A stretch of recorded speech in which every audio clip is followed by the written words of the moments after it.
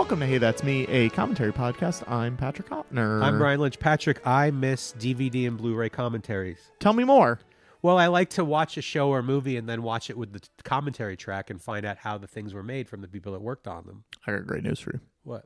That's exactly what this podcast is. Oh, glory. Brian, today we're doing an episode of a television show that aired January 7th, 2002. What is it? Brian, it's season 6, episode 13 of Everybody Loves Raymond, called Tissues. This is a good one. This is another one I prepared for and didn't go to because I wasn't feeling well. Yep. Yeah, this show's great. Brian, we did it with the Why writer. do you keep saying my I don't name? know, I just like saying your name. You're just painting a visual picture. Yeah. We did it with the writer, Mike Royce. Well, you did. I wasn't there. We being the royal we. Oh. I refer to myself as we at this point. And also JoJo was there. And also JoJo was there. Yeah, so I guess we did it with Mike Royce, She's the our writer. producer? Engineer? She's engineer. Yeah. She's engineering. She's Salacious Crumb to your Jabba the Hutt. Yes. Thank you so much. Uh-huh. That's how I always like to think of myself. I'm Bib Fortuna. Yeah. That tracks. No. No, you're... JoJo's Bib Fortuna. I want to be Salacious Crumb. Ifant Mon.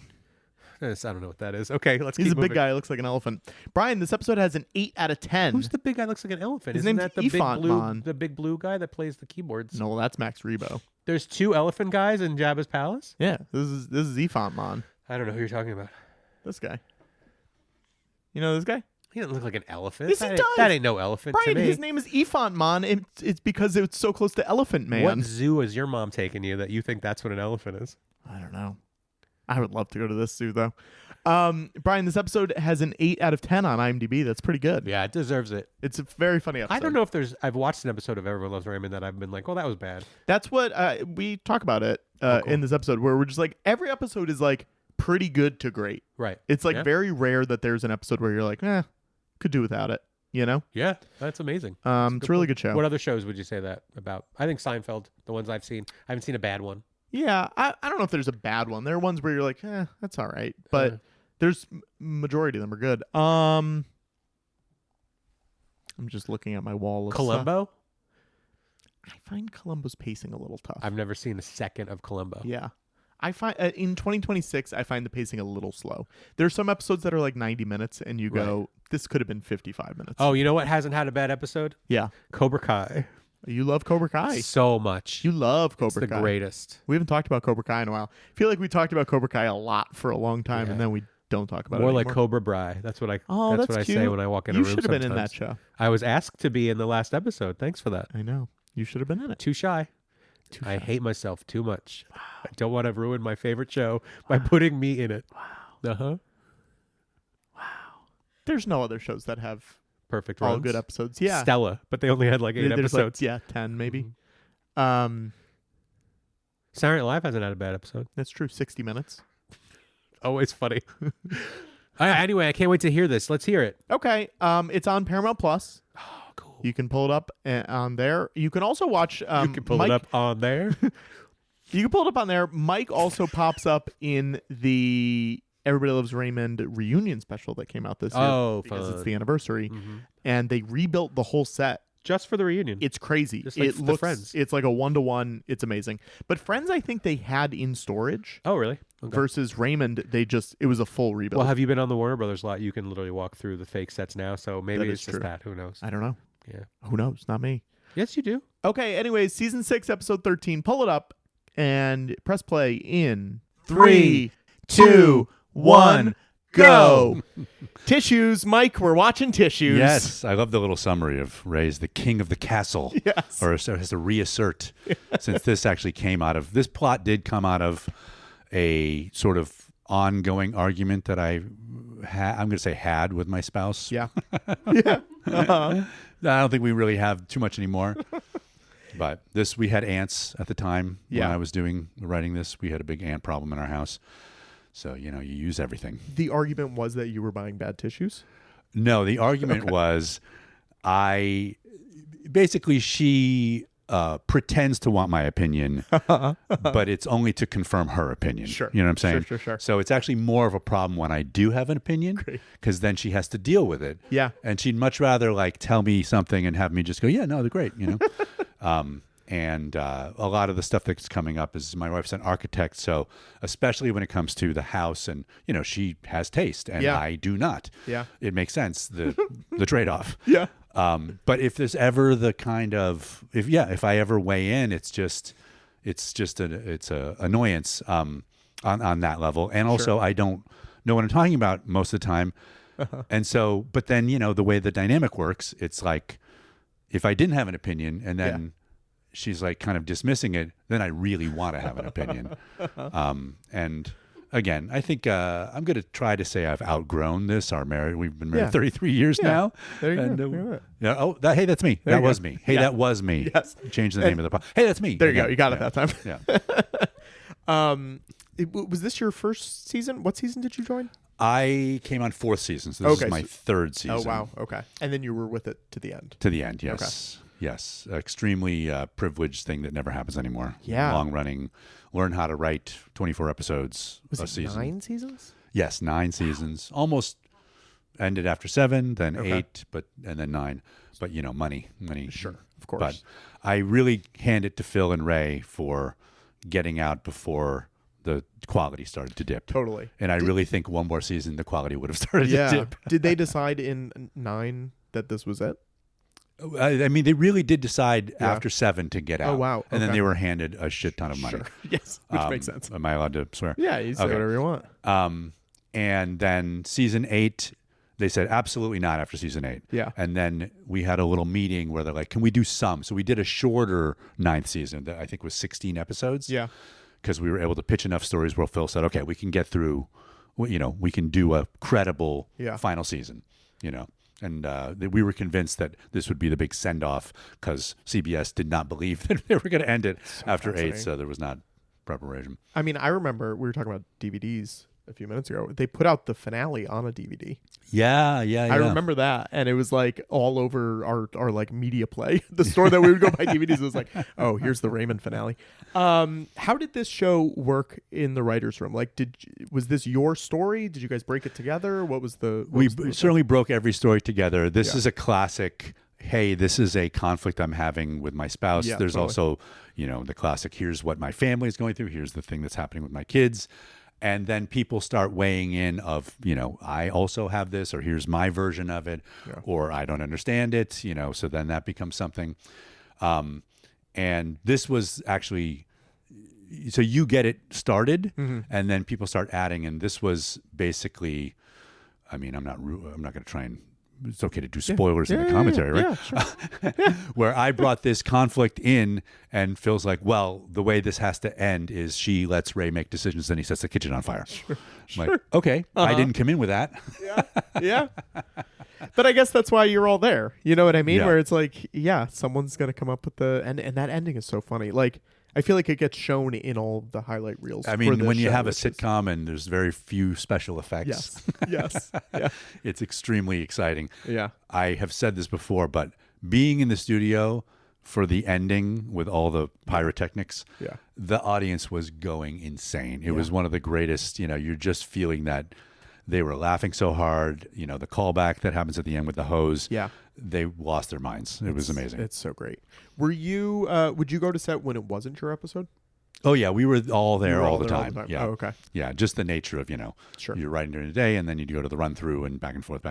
Yeah. Phil, of course, was the showrunner and we would all give notes, but through Phil, you know, which I'm sure the actors hated. But what did you learn from Phil?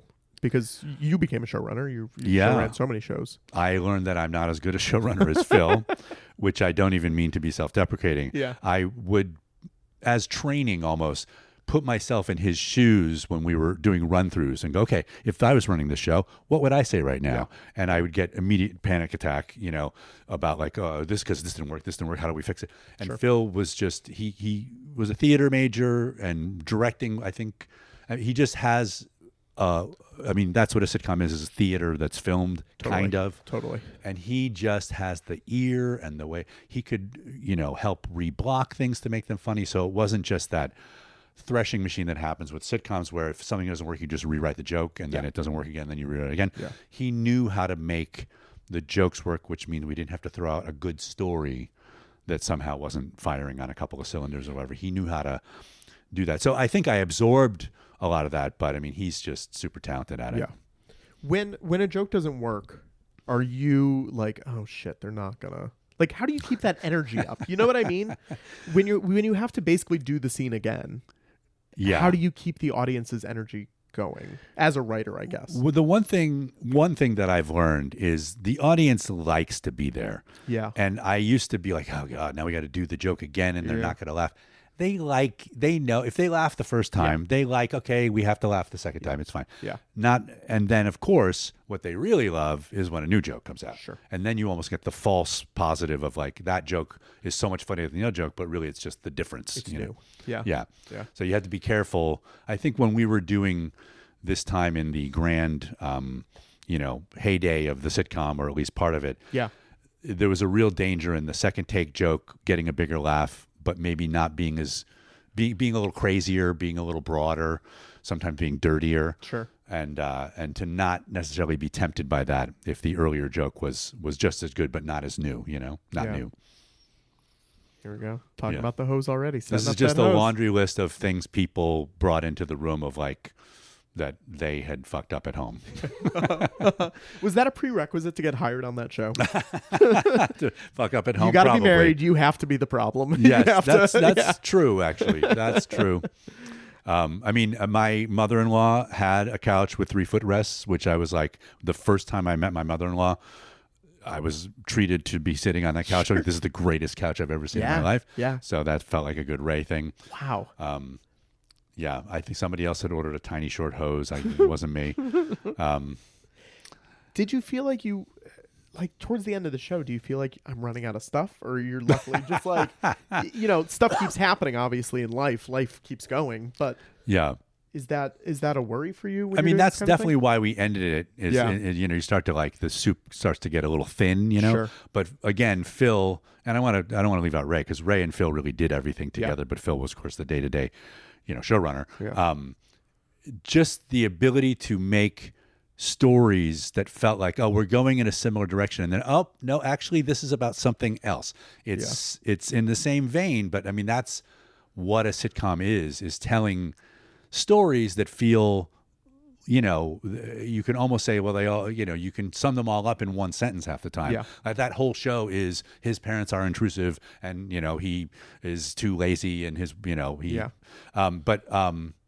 then telling a different story every time. So yeah, it was good we stopped when we did. Yeah. But it was also like a tribute to Phil and Ray that like we got that. I mean, 210 episodes. That's crazy. Yeah. That's crazy. Especially in 2026 world, getting to 200 episodes is like almost unheard of. Did you have, were there characters that you found more difficult to write for? More, what's that? Difficult to write for? Like, were there ones that you were attracted to because you're like, I'm good at Patricia Heaton, I'm good at Doris Roberts, or whatever? I don't think so, because the characters were such great archetypes. Yeah, totally. That you could just find their voices pretty easily. Yeah. And I mean, each one of them was super fun to write for. Yeah. When you came up with a good Doris or Marie line, you felt like a genius, and same with all the other characters. And they were just such clearly defined voices. Yeah. That, that's another thing, I'm on the sitcom soapbox, that is hard to do, that especially today when sitcoms are just not a thing, multicams, is they seem so simple. And that's what makes a good one, is you don't try too hard to get like 18 characters in there. You don't try to do a high concept. You have to do something that's a dynamic that's repeatable often, over and over. And these 5 character dynamics, every one was super strong and super funny. So it just was like always a pleasure to write. When you think of Peter Boyle, what do you think of? Because I love Peter Boyle. Oh yeah, yeah. It's crazy going from his stuff in like gritty 70s Yeah. stuff to this. Yeah. It's such a wild career. There's a Raymond episode where they wrote a version of what he says in Taxi Driver. Yeah. The little speech he gives, Yeah. which he improved. I'm told. Yeah. And then they wrote him a speech as Frank that's like kind of as a homage. Great. He didn't remember. He was like, "Oh yeah, that's like Taxi Driver." Yeah.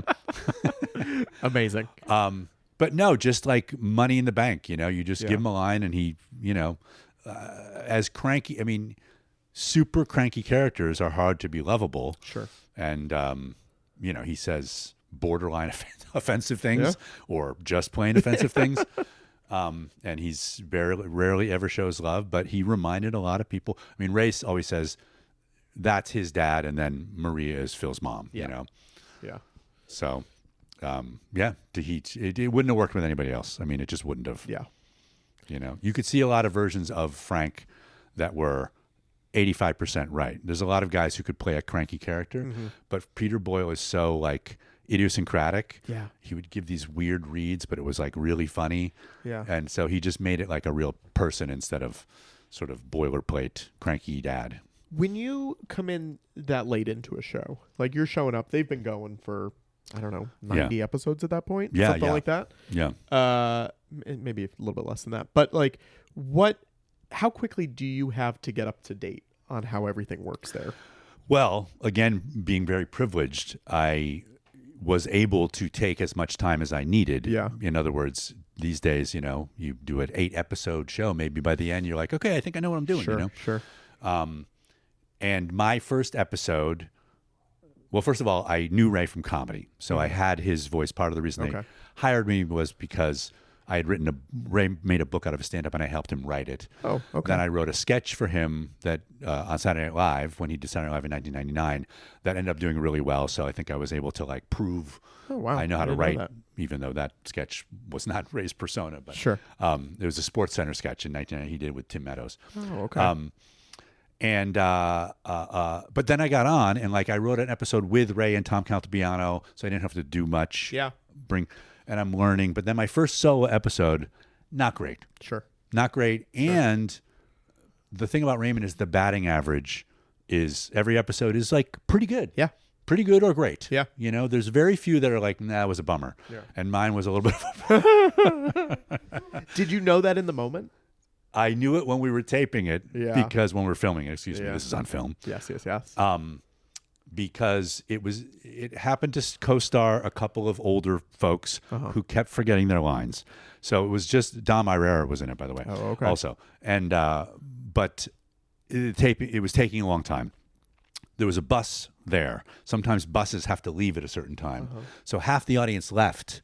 Oh, you know, like a bus for the audience. Yes. Oh, yes. wow. Okay. So this is unheard of in season 4 of Raymond for Yeah. the audience to leave in the middle of the show.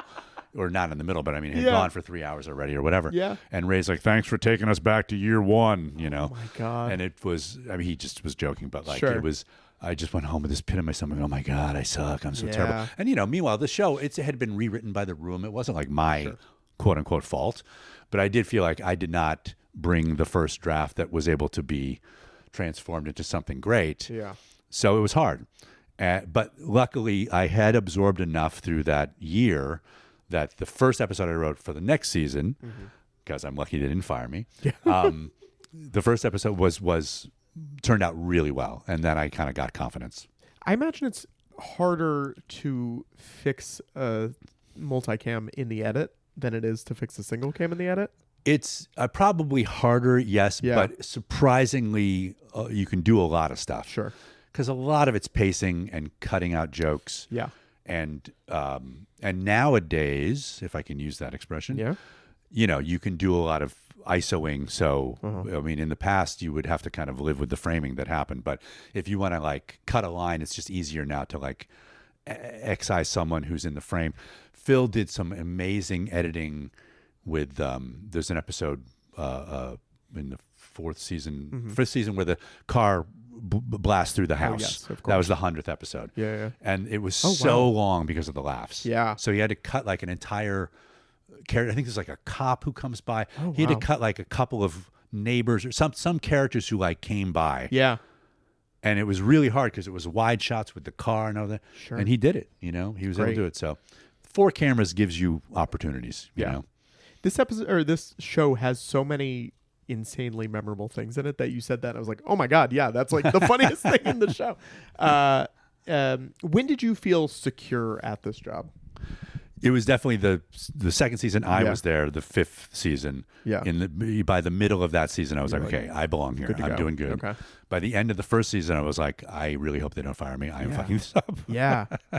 Did he bring you to SNL or was it it was just for his episode? Yeah, he was like, you know, he was good at, I was still in New York as a stand-up. Yeah. And he was like, I'm coming to New York. Can you think of any sketch ideas? Yeah. And one just popped in my head pretty immediately, probably because I was watching SportsCenter. Yeah. And it turned out to be a sketch that I think is one of those simple premises that just for some reason SNL had not done yet, Sure. which was Guy trying to establish his signature catchphrases on SportsCenter and just not having any idea how to do it, Great. you know? Great. So he murdered it. I think one of the greatest moments in my whole career was being able to stand in the dress rehearsal Yeah. on SNL, like the dream come true. Yeah. To just be around for the whole week and then watch it basically do really well. That's great. It was, oh my God, this, Yeah. it's fantastic. Is that a peak for you in your career? Yes, Yeah. yes, 100%. What are the other- He did it again in 2003. Yeah. And we kind of tried to recapture the glory of that sketch. It was fine, but Sure. it was not great. Sure. What are the other high moments for you when you think back? Because you've had a crazy career. You've worked on a lot of cool stuff. I've super had a yes, and also a lot of my. Sorry, It's so funny. Robert doesn't have a ton to do in this episode, but he brings some very needed like. Everyone's excited because he gets to make decisions. What the fuck? How low a bar is there for this guy?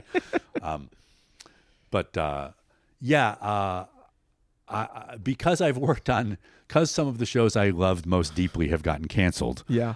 I have also been able to work on more shows that I've loved deeply. Sure. So this show, I cried when it was over. I didn't even know where I was. I was like, what do I do next? Like, this is crazy. And Men of a Certain Age also put so much of my own self and time in. And then Ray and I were doing this kind of thing we wanted to do. And when it got we won a Peabody and we were canceled a month later, it was like, what do we need to do? Like, what was this crazy? Yeah. If that hadn't been canceled, I wouldn't have been able to do One Day at a Time, which is another thing that I really, I consider a big highlight of my career. So, yeah, I've been very, very, very, very, very, very, very, very, very, very fortunate. Yeah. Work with really great people. Kevin Beagle on Enlisted, which was only a season that I really wanted that to continue. But again, if they don't get canceled, I don't get to do the next thing. So it's a very, bad news, good news. Do you give notes on what the tissue box looks like? That was... Did I give? It's funny, we did give notes on that. Yeah. And I can't remember what they were, but I think it was about the font. Obviously, I think you can see it's generic. Yeah. Tissue. Yeah. I don't know that the episode was called Tissues until maybe it was. Because sometimes there's a theme, like a metaphor. I guess this is not so much a metaphor, although you could make one out of his tissue thin ability to make decisions. But yeah, this was just standing here watching the rehearsal. This was every safety training thing in the world. Like we're gonna have a fire on stage, in 2001, I guess. Yeah. And it was a crazy. This is one of those things like you have to write chuffa for him to say while the fire is coming. So if you look at this text of this, it's a little crazy. Your mother's stupid, man.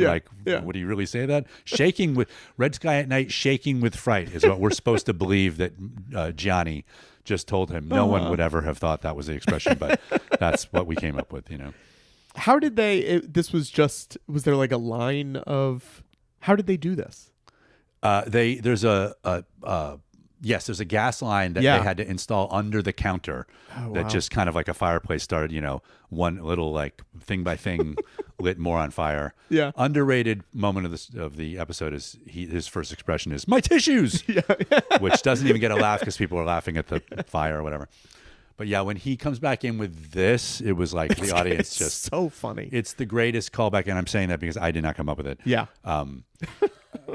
Just to be able to, this was a huge lesson in sitcom writing. Yeah. Which was Phil was like, you have to make the setup funny so they don't know they're being set up. Sure. And so when they're having the argument about the hose, and he's like, oh, you put your thumb in it. It just seems like, oh, that's a funny back and forth, and he fucked up with the hose. Yeah. But then the idea that it's like a setup for this thing at the end that's such a big set piece is, again, I'm saying genius because it's not it was someone else's doing. And it just ended up working really well. And then, of course, just, hey, the fucking thing was in the cabinet. Yeah. Is there a joke that you're the most proud of in this episode? I don't know about the most proud of, but the one that I think I originally wrote that stayed in that makes me laugh still is You can't even let me name my imaginary dog.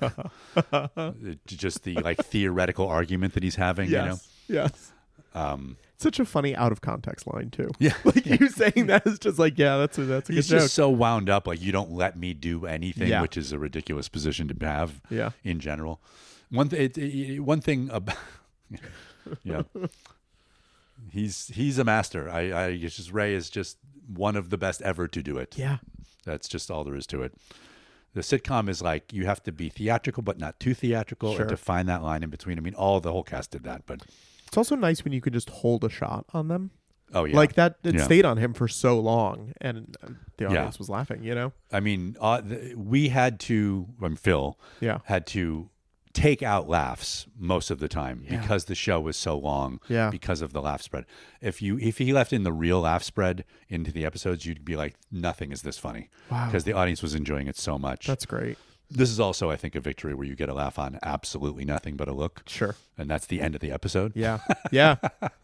What was it? Because you're in the reunion special that came Yes, out. yeah. What was it like going back to that room? It was amazing because Was it they- rebuilt, or Yes. did they had it in storage somewhere? They rebuilt it They from rebuilt scratch it. with the Wow. old plans. So Okay. walking into it was indeed like, I mean, I just like went back in time Yeah. because it had been 20 years Yeah. since we've been on that set, and then all the people that I work with are on the set. Sure. It was really touching and amazing. It's a really good reunion. I feel like those can be cheesy sometimes, but I think Good. that one got pulled off in a good way. I think they did a great job. Yes, and I was happy to be in it for the 4 seconds. Yeah, it was great. It was great. I'll say this: you posted it, and I was like, "Oh, I should watch it," because I saw that you posted it.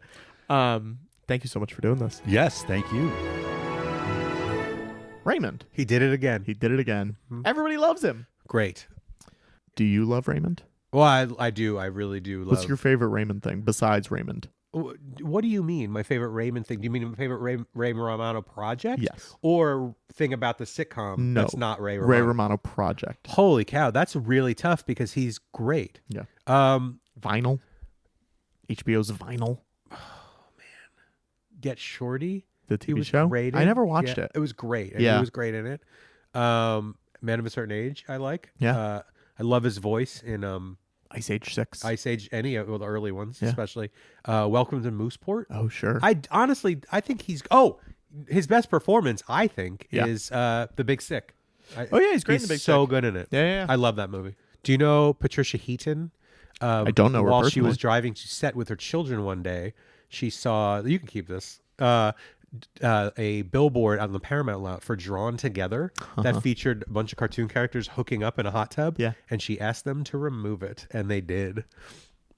That's the power of Everybody Loves Raymond. Who's your favorite actor on this show? Ray. Oh, it's Ray. Yeah, but I also love Brad Garrett. But then there's Peter Boyle. Peter Boyle's great. We talk a lot about Peter Boyle. In this. Yeah, I'll go Peter Boyle. But there's not a weak link on this show. Yeah. Also a show that had not a lot of shows now have long-running spinoffs. What was the spinoff? King of Queens. Oh, right. I've only seen one episode. It was on a plane. Wow. It was good. It was a Thanksgiving episode. Yeah. Very funny. Thanksgiving episodes of TV shows seem like the ones like multiple shows have like, oh, every season we have a Thanksgiving episode. Halloween, like Raymond had a Thanksgiving, and lot. Christmas, right? Raymond had a ton of Thanksgiving episodes that were great. Do you know that MASH had a Christmas episode every year? Brian, can I tell you something? Mm-hmm. I've never seen a full episode of MASH. I don't know what your problem is.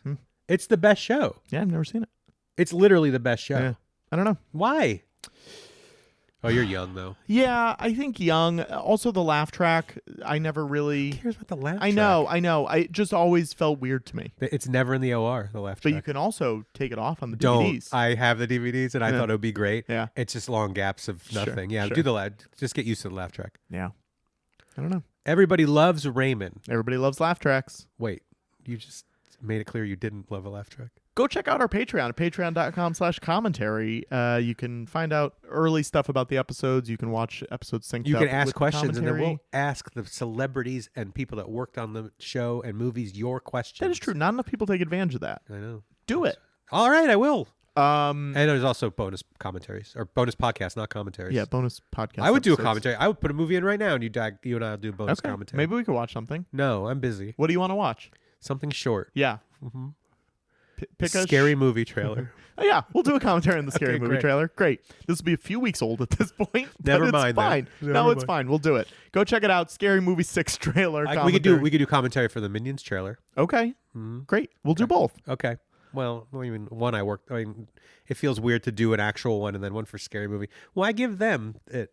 Right? I People? don't think that our commentary on it is gonna move the needle one way or Gonna another. move the needle one way or the other. Go leave us a review on Apple, Spotify, YouTube, wherever you're listening to this I will. podcast. And Go get I'm George Lucas. What's his last name? Ratliff. Yeah, get that his story on the Blu-ray? Blu-ray. There's 80 commentary tracks. 58. There's 58,000 commentary tracks. Also get Big Helium Dog on Blu-ray and DVD for some reason. Yeah. And Blu-ray has all the extras. Those DVD doesn't have no extras, man. No. And get Sixth Grade Superstar on Amazon. It's a book I wrote and drew, and it's the funniest book ever written. Also, Thank you. we can cut this out if you want. Big Helium Dog today, as of this recording. I don't know if you know this. What? No, I don't. Premiered on Tubi. I don't know what that is. Great. It's a free streaming service. Oh, cool. Well, it's on Tubi. That's good. Good for that. Okay. How do you know that? Kevin posted it this morning on his stories. Did? Oh boy. Okay. Sorry. What does that mean for me that's on Tubi? Nothing. I don't get $1 from the So Blu-rays. it just means more people will see it. Is that bad? I don't know. It's a pretty funny movie, but Yeah, I think it's fine. is it going to ruin my career? I think at this point, if it hasn't, I think you're okay. Okay. Anyway, watch it. It's really funny. Yeah. You can tell from how worried I am that it's up. Thanks for listening. Hey, bye. Thanks for listening to Hey That's Me, a commentary podcast. This has been a That Was Just So Funny production. Your hosts have been Brian Lynch and Patrick Hotner. Music was by Alex Peabody, and our art was by Abigail Noy. You can find out more about the show by going to HeyThat'sMePod.com and checking out our Patreon at patreon.com/commentary. If you've enjoyed the show, please leave us a review on Apple Podcasts.